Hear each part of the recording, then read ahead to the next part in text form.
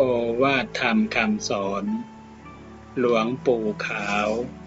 อานาลโยการเจ็บปวดเมื่อนั่งสมาธิพระพุทธเจ้าว่าให้สู้มันจึงจะเห็นทุกขเวทนานั่งสมาธิมันเจ็บให้ดูมันเกิดมาจากไหนเวทนามันก็เวทนาต่างหากไม่มีตัวเราก็พิจารณาให้รู้เท่านั้นแหละของไม่มีตนไม่มีตัวมันเกิดขึ้นก็เกิดจากร่างกายนี้อย่างหนึ่งแล้วก็มันรู้สึกถึงจิตรู้ถึงกันจิตก็ไปยึดก็เจ็บหนักก็เจ็บหนักข้าวไม่สู้มันต้องสู้มันจะเห็นพระพุทธเจ้าว่ากำหนดให้รู้ทุกข์มาจากไหนทุกข์มาจากเหตุคืออยากมีอยากเป็นความอยากเป็นอยากมีความอยากมันเกิดมาแต่เหตุมันเกิดมาจากไหนเหตุมาจากความไม่รู้เท่ากายจนกระทั่งความคิดทั้งหลายเข้ามามันก็ไม่รู้ทั้งนั้นคือมันโง่เรียกว่าอวิชชาเป็นเหตุให้สัตว์ผู้ไม่รู้เท่าเกิดความยินดียินร้ายเกิดความพอใจเกิดความอยากเป็นอยากมีเป็นเหตุให้เวียนเกิดเวียนว่ายเวียนตายกันอยู่อย่างนี้เรียกว่าสังสารวัฏกาเวียนอยู่อย่างนั้น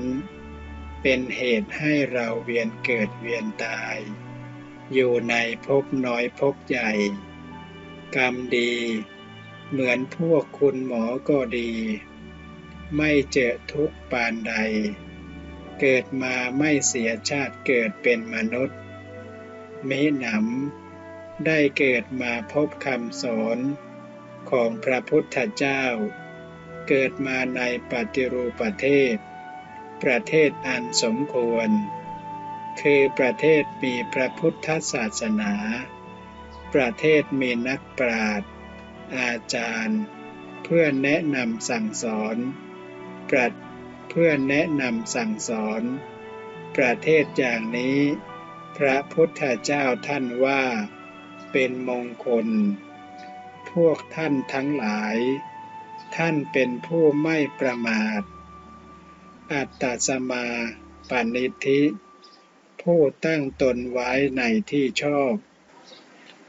โอวาทคำสั่งสอนก็ไม่ประมาททุกสิ่งทุกอย่างมีการจำแนกแจกทานมีการสดับรับฟังแล้วก็ปฏิบัติตามดำเนินตามโอวาทคำสอนของพระพุทธเจ้าธรรมทั้งหลายมีกายกับใจเท่านั้นแหละธรรมทั้งหลายมีใจเป็นหัวหน้าใจที่มันรู้เท่าแล้วก็มีความนายทางความชั่วมันก็รู้เท่าแล้วมันก็เอาอยู่นั่นแหละไปยึดภพน้อยภพใหญ่อยู่นั่นแหละพวกเรายังนับว่าไม่เสียทีแม้ยังไม่มีความเบื่อหน่ายก็ยังเป็นผู้ฉลาดเป็นผู้เอาทรัพย์สมบัติคืออริยทรัพย์ให้ได้ให้เกิดให้มีอยู่ในหมู่ของตนอยู่ในสันดานของตนสะสมไว้อัตภาพร่างกายเป็นของไม่มีแก่นสารสาระทรัพย์ภายนอกก็ไม่มีสาระแก่นสารชีวิตของพวกเราความเป็นอยู่ก็ไม่มีแก่นสารเรามาพิจารณา เรามาพิจารณารู้อย่างนี้แล้วเราเป็นผู้ไม่ประมาทรีบเร่งทำคุณความดีประกอบขึ้นรีบเร่งสะสมอริยทรัพย์ศีลของเราก็บริบูรณ์ไม่มีด่างพร้อยตามสภาวะของตนศีลห้าศีลแปดเดี๋ยวนี้พวกท่านกำลังอบรมสมาธิกำลังจะเอาทรัพย์อันนี้เรียกว่าอริยทรัพย์ศีลก็เป็นอริยทรัพย์อันหนึ่งสมาธิก็เป็นอริยทรัพย์หมั่นอบรมจิตใจปัญญาก็เป็นอริยทรัพย์หมั่นอบรมจิตใจเวลาเราจงให้มีสติประจำใจกำหนดสติให้แม่นยำรักษาจิตใจของเราให้อยู่กับที่และให้จิตใจปล่อยวางทุกสิ่งทุกอย่างกิจการงานของเราเคยทำมาอย่างไรก็ดีเวลาเข้าที่ให้ปล่อยวางให้หมดความรักความชังอดีตอนาคตวางปล่อยวางไม่ให้เอาใจใส่เรื่องนั้นๆให้มีสติประจ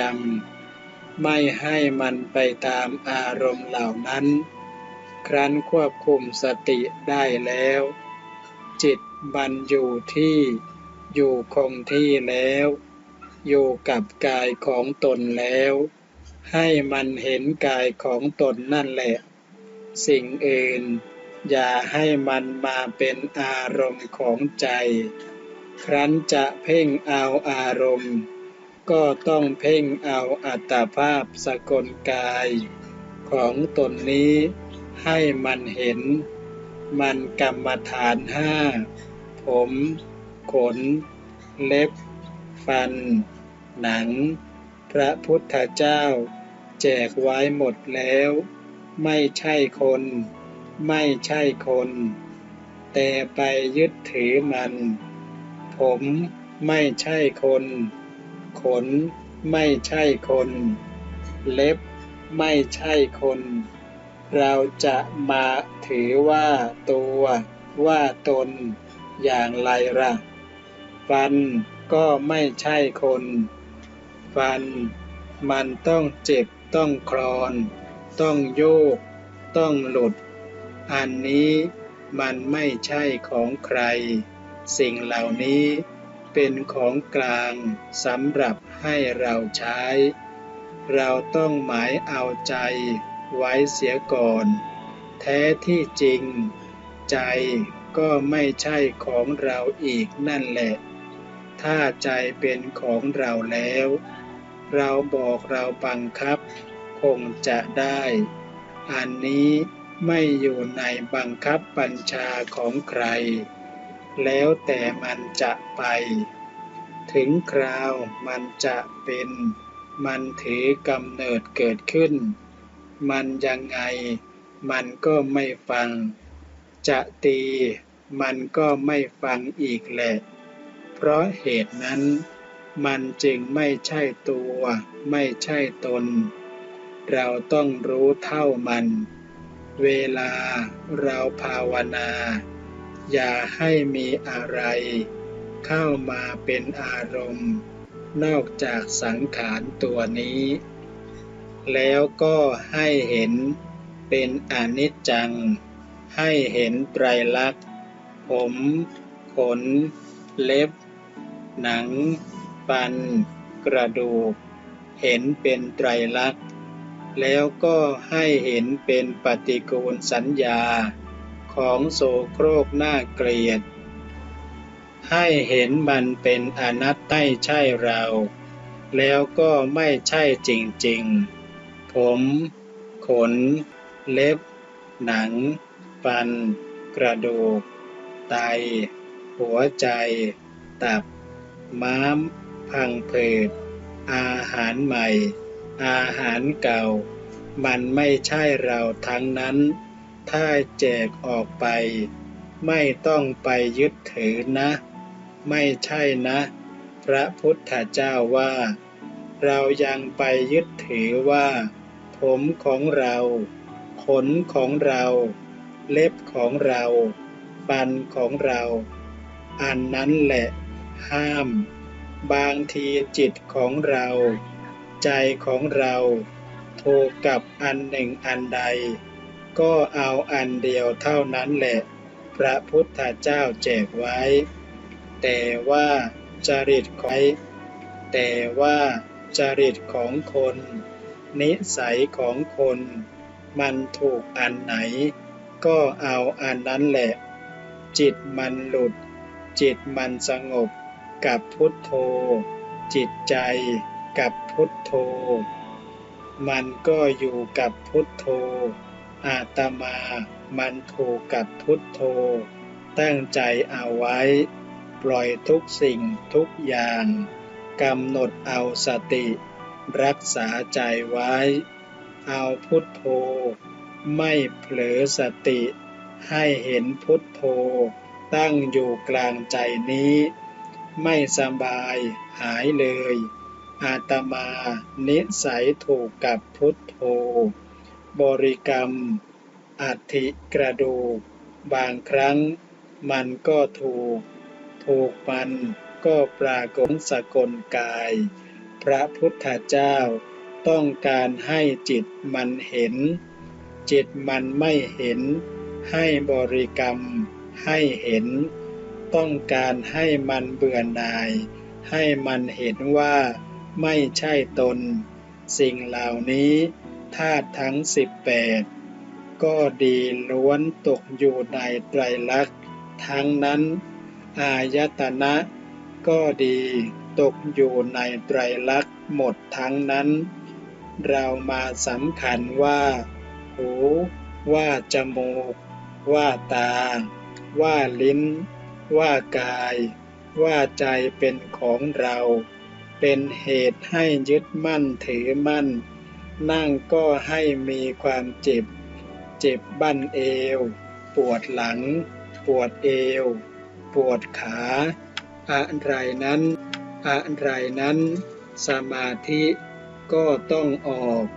ท่านจึงให้สู้มันไม่ต้องหลบมัน